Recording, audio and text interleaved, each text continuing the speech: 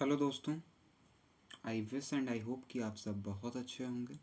B pharma की बात पिछले कई लेक्चर्स में चल रही थी। पहला लेक्चर जिसका कि आप बी 12th के बाद क्या करें, मेडिकल लाइन में कैसे घुसें, उसका ये एक लेक्चर मैंने प्रोवाइड किया था कि आपका कैरियर क्या हो सकता है 12th के बाद। बी फॉर्म क्या है, क्या पढ़ना है, उसका एक सिलेबस का वीडियो भी मैंने डाला। एंड देन अब उसी सिलेबस को फर्दर कंटिन्यूज करते हैं बी फॉर्म के पहले सेमेस्टर पहले ईयर के साथ, जो कि ये हमारा लेक्चर फर्स्ट है। यहाँ हम HAP, जो कि एक सब्जेक्ट मैंने आपको बताया था, मैंने पिछले वीडियो में कहा था कि इसी से शुरू करेंगे। यदि आपने वो नहीं देखा तो वो ज़रूर देखें, उससे आपको एक आउटलाइन मिलेगी कि आपको पढ़ना क्या है, सिलेबस क्या है। And in this video we will briefly discuss about what is the introduction of pharmacy terms, what to study in HAP.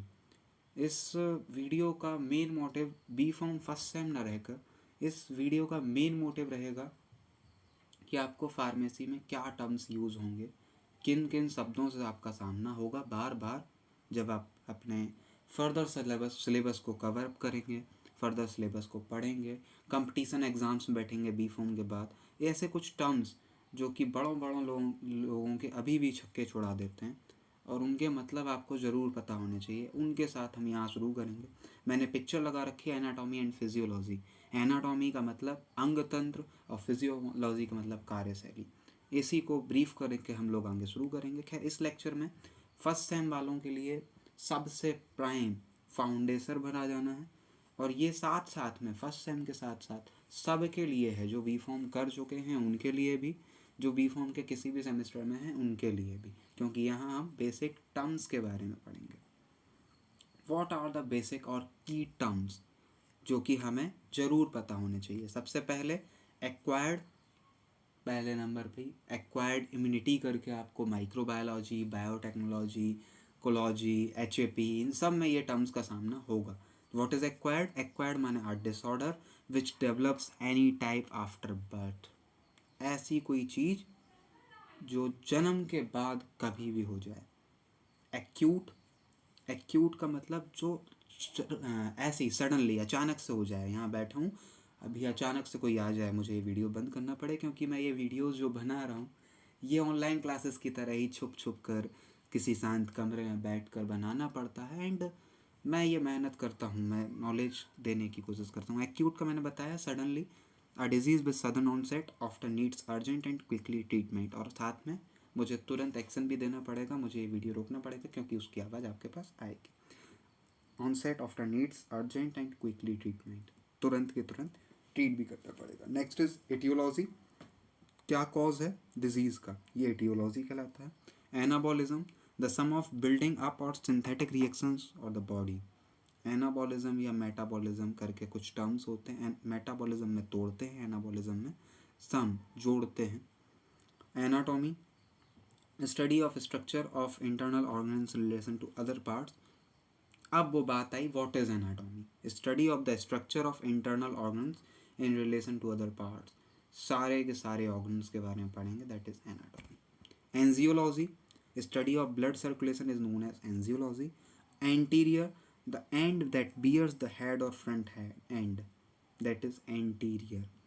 Arthrology, study of joints, ये तो सबको लगभग पता होगा। Auscultation, listening to body sounds often using a stethoscope. Stethoscope का use करके doctor आपसे पहले साउंड्स ही सुनता है जब आप जाते हैं, ठीक है।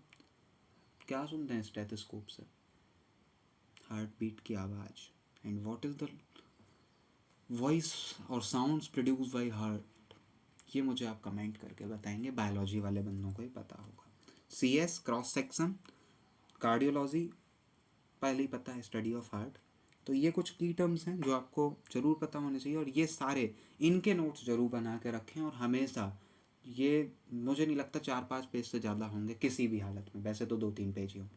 तो यहाँ जहाँ सोते हो वहाँ इसको चिपका के रखो, थोड़ा सा बाहर वालों को भी लगे बंदा पढ़ रहा है, और इन टर्म्स को रेगुलर में यूज़ करना शुरू करो। आप जब बी फॉर्म वाले बंदे बात कर रहे हैं तब, आप अगर अंताक्षरी जैसी कुछ प्रतियोगिताएँ भी खेलते हैं तब भी मज़ा आएगा। Catabolism, the sum of break down chemical reactions of the body. यहाँ एक टर्म था anabolism, the sum of building up और synthetic reactions of the body, जितनी भी बनाने वाली रिएक्शंस हैं उसे बोलेंगे एनाबॉलिज्म, उसके सबको सम को। एंड कैटाबॉलिज्म जितनी भी तोड़ने वाली, ये मैंने पहले भी बोला था। ये कभी कंफ्यूज मत होना क्योंकि कंफ्यूजन काफ़ी होता है। सिफेलिक एंड या हेड एंड, कंपैरेटिव एनाटॉमी या comparative study of the organs of human body in relation to the same organs and other like fishes, amphibians, reptiles, birds. ये आपको अभी थोड़ा सा कम समझ आएगा क्योंकि कंपैरेटिव एनाटॉमी अभी नहीं आपको पढ़ाई जाएगी। कंपैरेटिव एनाटॉमी आपकी आएगी थर्ड ईयर में या सेकेंड ईयर में थोड़ा बहुत, फाइनल ईयर में तो पूरी तरह से, जहाँ आपका पॉइंट ये देखा जाएगा कि क्लिनिकल ट्रायल्स कराने हैं, डोसेस फॉर्म की जानकारी आपको दे चुके, ड्रग डिस्कवरी की प्रोसेस बता चुके, क्योंकि फार्मा वाला बंदा ही ड्रग डिस्कवर करेगा, वही ड्रग डिज़ाइन करेगा। जो पैरासीटामोल आप खा रहे हैं वो भी एक फार्मासिस्ट ने बनाई थी, वो भी डिज़ाइन भी एक फार्मासिस्ट ने की थी, खोजी भी एक फार्मासिस्ट ने थी, और आज यूज़ भी एक फार्मासिस्ट ही करा रहा, बना भी एक फार्मासिस्ट ही रहा है। तो मेडिकल सिस्टम की बैकबोन यदि कोई है तो वो हम फार्मासिस्ट हैं। तो वहाँ क्लिनिकल ट्रायल्स के दौरान यहाँ हमें देखते हैं कि इंसानों पे जब हम नई ड्रग कोई मिलेगी, लाइक कोविड का पेंडेमिक है, कोरोना में हमने कोई एक नई, मैंने ही एक नई टैबलेट बनाई, तो मुझे पता लगा कि हाँ भाई ये काम करती है। मैंने अपने अजम्पशंस पे, अपने इन लैब में टेस्ट से करके देख लिया। अब मुझे चाहिए लिविंग बॉडी पे टेस्ट, तो लिविंग बॉडी में सीधा इंसान को दे देंगे, वो मर गया तो मेरी तो बैंड बज गई अकॉर्डिंग टू द रूल्स। तो पहले शुरुआत करेंगे एनिमल बींग्स पे। तो हम कंपेयर करते हैं कि मेरे लीवर और बंदर के लीवर में कितना अंतर है, हम बंदर को देंगे तो अगर ये साइड इफ़ेक्ट आया तो क्या इंसानों में भी आएगा या नहीं आएगा, इस टाइप से कि उनके ऑर्गन्स कंपेयर करना। जैसे कि आपने बायोलॉजी में भी अभी पढ़ के रखा होगा कि बंदर में इतने दांत हैं, इंसान में इतने दांत हैं, गाय में अपेंडिक्स पाई जाती है, इंसान में वो पाई जाती है, लेकिन कोई मतलब नहीं। ऐसे कॉम्प्लिकेशंस नाम से ही पता है, the other consequence might arise if the disease progress, like HIV यदि किसी को हुई तो फिर धीरे धीरे वो उसका निपटना निश्चित है, उसे सारी बीमारियाँ होती जाएंगी। कॉन्जेंशियल congenital, a disorder which one is born with cytology, study of the cell and its organelles. Cytology ऊपर आया ना टर्म साइटोलॉजी, और मैंने कहा था कि हर शब्द के पीछे क्यों क्या जरूर लगाना शुरू कर दो। Cytology is the study of cell and it organelles, cell और उसके अंदर पाए जाने वाले पार्ट। डीप और deeper structures are further down from the surface, skin से जितने अंदर घुसते जाओगे। Diagnosis, the science and skill of distinguishing one disorder or disease from another on the basis of patient symptoms, signs, medical history, physical examination and laboratory test. Covid में भी diagnose का बहुत बड़ा इशू आया था और ये तो आपको पता ही होगा। डिजीज़ और डिसऑर्डर में क्या अंतर है, ये क्वेश्चन अभी से ही दिमाग में डालना शुरू कर दो। कोलॉजी में तो कईयों बार 2 नंबर में आ गया। Disease and illness characterise by recognisable set of science and symptoms. ये जो लिखा है वो तो ठीक है, मैं अपने एंड से बताता हूँ। डिजीज़ जो किसी बाहरी चीज़ के आने की वजह से हो, लाइक कोरोना वायरस आया तो मुझे डिजीज़, बीमारी हुई। डिसऑर्डर माने मेरे ही घर के अंदर, मेरे ही इस बॉडी के अंदर के किसी ऑर्गन में कोई टूट फूट हो गई। लाइक पहले हम लोग क्या था, ओल्ड कॉन्सेप्ट, एंशियंट टाइम पे कॉन्सेप्ट था कि body is a machine and doctor is an engineer, machine को ठीक करने वाला। तो मशीन में टूट फूट हुई वो ठीक करेगा, तो वही मेरे अंदर की मशीन में कोई टूट फूट हो जाए, that is disorder. And abnormality of the structure of function, मैंने किसी स्ट्रक्चर में या किसी कार्यशैली में एबनॉर्मलिटी आ जाए। Distal, it is opposite to of proximal and refers to the part away from the body. Hand is a distal part और एंड ऑफ द आर्म, ठीक है। Next is dorsal side, back side of the body. All vertebrates have a vertebral column or backbone on this side. Dorsal side यानी back side. Effector, a body structure that receives output from the control center and produces a response or effect that changes the controlled condition. Effector का मतलब एक body structure जो कि output लेगा and response देगा या effect देगा। या लाइक मैं इस समय क्या कर रहा हूँ, वीडियो बना रहा हूँ, मुझे क्या करना पड़ा, अपने पहले पंखे बंद करने पड़े, कोई शोर नहीं आना चाहिए, बैक से नॉइज़ नहीं आना चाहिए। अब मुझे गर्मी लग रही है तो मेरा माइंड जो है वो ऑर्डर देगा मेरे हाथों को कि जाइए स्विच ऑन करिए, पंखे कूलर सब चला के बैठो। Endocrinology, study of endocrine glands, ये तो पता ही होगा what is endocrine. Epidemiology, science that deals with why, when, where मैंने पहले ही बोला था वाई वैन वॉट, ये टर्म्स लगाना शुरू कर दो। क्यों? क्योंकि यहाँ भी वही टर्म्स आए। कैसे डिजीज़ एक स्पेशल एरिया में जब तक फैलती है तब तक उसे एपिडेमिक कहते हैं, और उसकी स्टडी को कहते हैं epidemiology. Epidemiology, the science that deals with why, when, where disease occur and how they are transmitted among individuals in community. ये होगा एपिडेमियोलॉजी। फीडबैक सिस्टम या feedback loop, a cycle of events in which the status of the body condition is monitored, evaluated, changed, remonitored, re-evaluated and so on. Feedback system माने मैं video आपको दे रहा हूँ, उसके बाद आपसे कह रहा हूँ कि मुझे कमेंट करके बताइएगा कि ये है क्या। आप बताएंगे कि सर यहाँ कमी है, यहाँ ऐसा, वहाँ वैसा, ये समझ नहीं आया, दैट इज़ फीडबैक सिस्टम। ऐसी बॉडी पे होता कि हम एक दवाई देंगे, फिर देखेंगे 2 घंटे बाद कि हाँ बॉडी ठीक हुई है नहीं। Functional anatomy, study of the function of an organ. Gross anatomy, study of the overall form and structure without going into microscopic detail. For example, study of the external and internal structure of the heart, not micro, on macro level. ये anatomy की branches हैं, इनके बारे में मैं आपको अगले lecture में ज़्यादा बेहतर बता पाऊंगा, या इसी लेक्चर के सेकंड पार्ट में जहाँ हम लोग ब्रांचेस ऑफ एनाटॉमी पढ़ रहे होंगे। HS हॉरिजॉन्टल सेक्शन, ये शॉर्ट फॉर्म्स हमेशा याद रखना, क्योंकि एक वायवा अगर हुआ और मेरे जैसा कोई सरफेरा आया तो वो आपसे ऐसे उल्टे क्वेश्चन जरूर करेगा। What is haematology? Study of blood and it's related disorder, that is haematology. Histology, histo माने टिश्यू, टिश्यू को माइक्रोस्कोपिक लेवल पे जाके पढ़ना, हिस्टोलॉजी, और इसको माइक्रो एनाटॉमी भी बोलते हैं। होम्योस्टेसिस इज द कंडीशन जिससे अब ये बाहर का टेम्परेचर 40 डिग्री भले ही हो जाए, मेरी बॉडी का टेम्परेचर फिक्स होना चाहिए, दैट इज़ होम्योस्टेसिस। वो सिस्टम जो बाहर से मुझे अंदर ठीक रखे मेरी बॉडी को, और रेगुलेटरी प्रोसेस में काम दे, इंटरप्ले करे। Inferior side, side near the feet. LS longitudinal section. Lateral side, right and left side of the body away from the median line. Median plane या मीडियन लाइन, क्योंकि ऊपर median line आया तो अब ये क्या, ये भी a line passing through the exact middle of the body from superior to inferior ends, माने मेरे सिर से मेरे पैर तक एक लाइन अगर खींची जाए बिल्कुल बीचों बीच, that divides it into equal halves, जो मुझे बराबर हाफ में बांटे यदि बीच से मुझे काटा जाए तो, that is median line. Medial, it refers to a location more towards the median plane.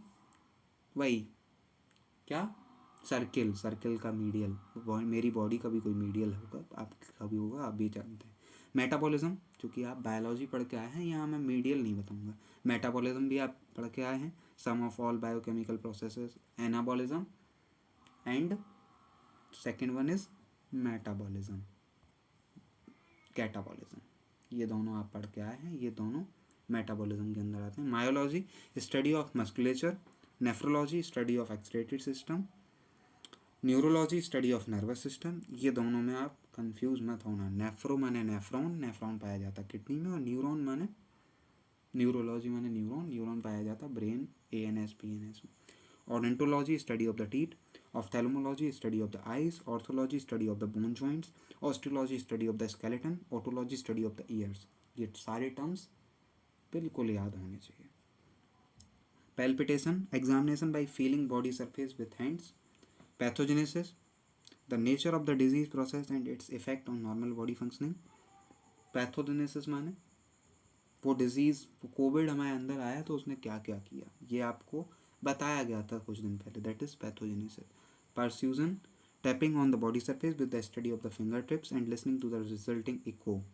ये कुछ होम्योपैथी या आयुर्वेद की चीज़ें थी कि आपकी बॉडी को टच करके देखेंगे कि कितना फ्लूइड है। टैपिंग, अपनी फिंगर्स को आपकी बॉडी पे टच कराएंगे, टैप कराएंगे, साउंड सुनेंगे, और ये अपने बस का नहीं है, ये बस याद कर लो। फिजियोलॉजी, एनाटॉमी की चीज़ें होगी, फिजियोलॉजी पे आते हैं चीज़ें, मतलब एनाटॉमी की डेफिनेशन होगी, फिजियोलॉजी की डेफिनेशन पे आते हैं।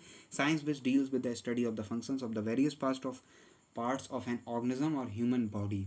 वो साइंस जो फंक्शन देखे, अभी तक स्ट्रक्चर देख रही थी एनाटॉमी। पोस्टीरियर, प्रॉक्सिमल, रिसेप्टर, ये तीनों की डेफिनेशन देखते हैं जल्दी जल्दी। फिजियोलॉजी का हो गया, पोस्टीरियर माने terminal part of the body at the back which is generally marked by the location of anal opening so that it may be termed as anal end. Proximal, proximal part और proximal end of a structure of और an organ is one form where it originates और attach to the body, जहाँ से ये शुरू हो रहा। The shoulder is the proximal part of the arm.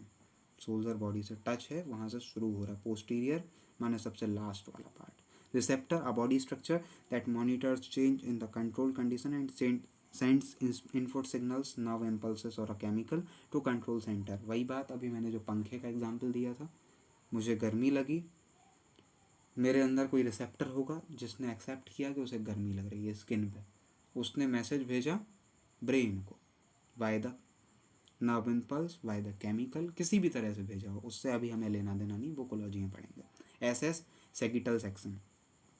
Serology study of the serum. Science, science माने एक क्लिनिशियन जिसको ऑब्जर्व कर सके, जैसे 4 साल पढ़ने के बाद आप ऑब्जर्व करके बता सकें कि हाँ भाई फलाने बंदर को जुकाम है, इसे फीवर है, ये तो सब आम को ही पता है, फिर भी मैंने यहाँ रखा। कौन सा जुकाम है ये नहीं पता आपको, वो क्लिनिशियन ही बताएगा। Stimulus any disruption that changes a control condition of the body. Stimulus माने क्रिकेट जो लोग देखते होंगे उनको ये जरूर पता होगा, एक बल्लेबाज के दिमाग में ये मैसेज आया कि अब उसको उठा के मारना है, तो उठा के सिक्स मारेगा। सुपरफिशियल, सुपरफिशियल स्ट्रक्चर्स और organs are those which lie on और immediately below the surface of the body. Superficially पढ़ लिया, सुपरफिशियली पढ़ लिया माने सुपरफिशियल, जो जस्ट स्किन से ही हो। Superior side, side near the head and.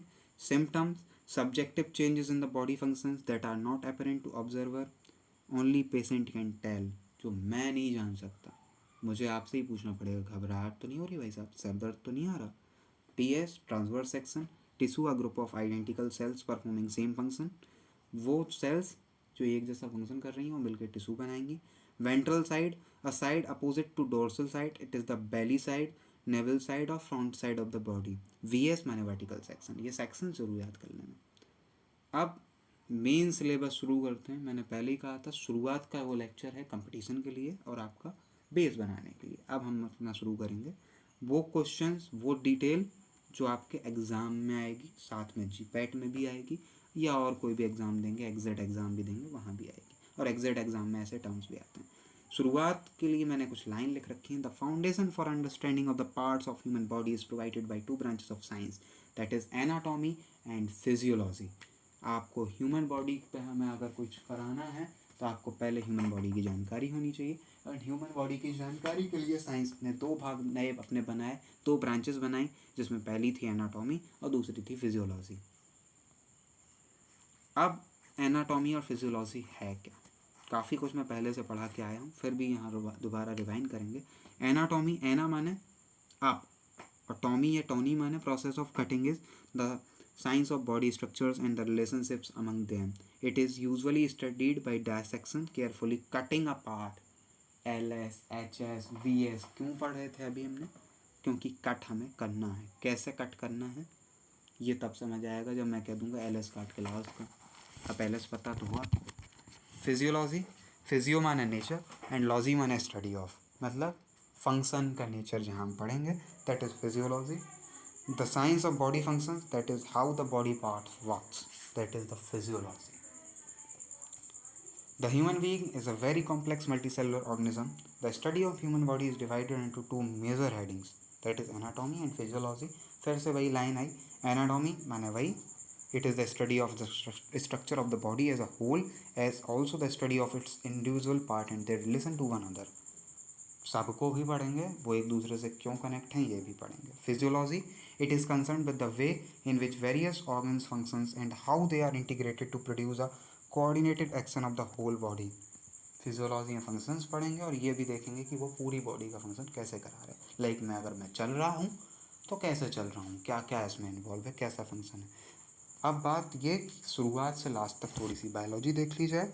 A cell is the smallest functional unit of an organism. Group of cells have the same physical characteristic performing similar specialized function are described as tissue. Various types of tissues join to form an organ and a system comes from organs and tissues. Although each system carries out one or more of the vital functions of the body, her system का अपना fix function है, reproductive का अलग, digestive का अलग, skeletal का अलग। None of the system can exist in isolation because of specialisation of cell. कोई भी सिस्टम आइसोलेटेड नहीं हो सकता बॉडी से। Different body organs have different structures, sorry same नहीं, the variation in the structure is due to the variation in the function they perform, like यहाँ वही बात आई कि राजस्थान में रहने वाले लोग दूसरे तरह से रहेंगे, उत्तर प्रदेश वाले दूसरे तरह से रहेंगे, क्योंकि काम दोनों का अलग है, दोनों का एनवायरनमेंट अलग है. For example, the bony skeleton provides support to the various organs, therefore bones are rigid in structure. सबसे पहले bones जो मेरी बॉडी को ऐसे बनाए हुए हैं 5 फुट 6 फुट 7 फुट जितने के भी आप हैं, एंड इसीलिए बोन्स क्या होंगी, बोन्स मजबूत होंगी आपका स्ट्रक्चर बनाने के लिए. The heart has to pump blood through the blood vessels, hence walls of the heart are highly muscular. आपको हार्ट क्या करेगा, वो ब्लड वेसल्स को ब्लड प्रोवाइड करेगा, तो उसकी जो मसल्स होंगी वो हाईली मस्कुलर होंगी, उसकी बॉडी हाईली मस्कुलर होगी. In the alveoli of lung transfers of gases across the wall is continuous, therefore the alveolar membrane is very thin. मतलब वो मेम्ब्रेन जहाँ से आपको लंग्स ट्रांसफर ऑफ गैसेज हो रहा है वो बहुत थिन रहेगा. The small intestine is responsible mainly for digestion and absorption of food, hence it contains many secretions and villi which assist in effective absorption. हर जगह का अलग काम, इसलिए अलग स्ट्रक्चर. डेफिनेशन ऑफ सब important terms related to the study of human body. अब बात है एनाटॉमी के टर्म्स को समझने की. टर्म्स हम अभी समझ के ही आए थे पीछे, लेकिन अब मैं यहाँ आपको फिर से एक बार बताऊँगा. और ये ब्रांचेस हैं एनाटॉमी की. Cross anatomy, it is also known as topographic anatomy, regional anatomy और anthropotomy. It involves the study of those anatomical structure which can be seen on with the naked eyes, जो मुझे ऐसे ही दिख जाए. Microscopic, जिसमें मुझे microscope की जरूरत पड़े. कंपेरेटिव, जहाँ मैं कंपेयर करूँ. Systemic, the study of structure of different parts of organ system is termed as systemic anatomy. On the basis of organ system involve, it is named differently for each system of the human body. और जब हर system के बारे में पढ़ेंगे तो अलग अलग system के हिसाब से उसको नाम, डर्मेटोलॉजी, एंडोक्राइनोलॉजी, न्यूरोलॉजी, ऐसे ही आगे भी पढ़ते जाएंगे. Developmental anatomy. The growth and development of an organism throughout its life is studied under development anatomy. Embryology is a specific field that involves the study of embryo and its development till birth. That is embryology. और यही हम पढ़ते हैं development में. अलग ये anatomy अलग है. ज़्यादातर नोट्स जो हैं वो मैं यहाँ प्रोवाइड करा देता हूँ, उसको बस मैं यहाँ एक्सप्लेन कर देता हूँ हिंदी में या अपनी सरल भाषा में. एंड आपको ये notes as it is screenshots ले लेके या तो PDF बना के रखना है, उसे प्रिंट कराना है, या लिख के रखना है. मैं मानूंगा कि लिख के रखें. इंपॉर्टेंट ब्रांचेस, सब डिसिप्लिन्स ऑफ एनाटॉमी. पहले हम एनाटॉमी पढ़ रहे हैं, फिजियोलॉजी कुछ देर बाद आएगी, फिर आपको परेशान करने. Like embryology, it is the study of structure that emerge from the time of the fertilised egg through the 8 weeks in uterus. Development biology, it is the study of structures that emerge from the time of the fertilized egg to the adult form. Histology माने hist tissue, it is the study of microscopic structure of tissue. Surface anatomy, it is the study of anatomical landmarks on the surface of the body such as the head or chest. जहाँ मुझे लगता है समझाना है मैं वहाँ समझा देता हूँ. यदि उसके बाद भी आपको समझना है तो you can ask me, comment करें आप मुझे. मेरा नंबर भी है पर्सनली, मेरे यूट्यूब चैनल पे ही पड़ा हुआ है, वहाँ से ले लें. Radiographic anatomy, X-rays. Pathological anatomy, it is the study of structural changes from gross to microscopic associated with the disease. Pathological anatomy में pathogenesis करते हैं. Important branches of physiology, सब डिसिप्लिन्स ऑफ फिजियोलॉजी. मैंने पहले कहा था कि पहले एनाटॉमी हो गया, अब फिजियोलॉजी की बारी. न्यूरोफिजियोलॉजी में नर्व्स के बारे में पढ़ेंगे, study of function properties of nerves. अब फंक्शनल प्रॉपर्टीज यानी फंक्शंस पे फोकस रखेंगे. Next is endocrinology. एंडो माने विद इन, क्राइन माने सेक्रेशन, जो अंदर से क्रिएट करें. Study of hormones, chemical regulators in the blood and how they control body function, ये हम एंडोक्राइनोलॉजी में देखेंगे.